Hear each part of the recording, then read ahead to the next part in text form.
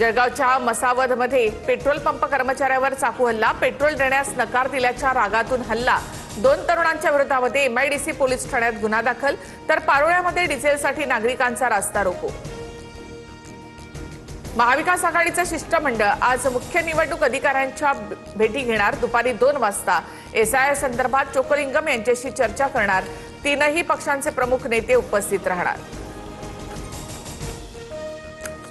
पंतप्रधान नरेंद्र मोदींचा युरोप दौरा शेवटच्या टप्प्यात। इटलीच्या रोम विमानतळावर पंतप्रधान मोदींचं स्वागत। तर welcome to Rome my friend Giorgia Meloni यांची मोदींसोबतची पोस्ट देखील व्हायरल।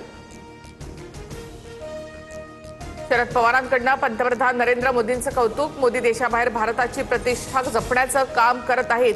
पवारांचं वक्तव्य। तर आम्ही पवारांच्या भूमिकेशी सहमत नाही, राऊतांची प्रतिक्रिया।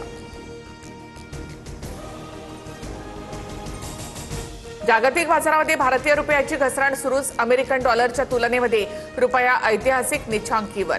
भारतीय रुपया 96.88 वर। गुंतवणूकदारांची माघार आणि जागतिक अस्थिरतेचा फटका।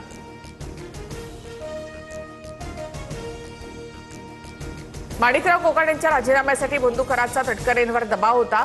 खरातच्या आग्रहामुळेच तटकरेंनी कोकाटेंचा राजीनामा घेतला। राष्ट्रवादीचे प्रदेश उपाध्यक्ष उदय आहेर यांचा आरोप।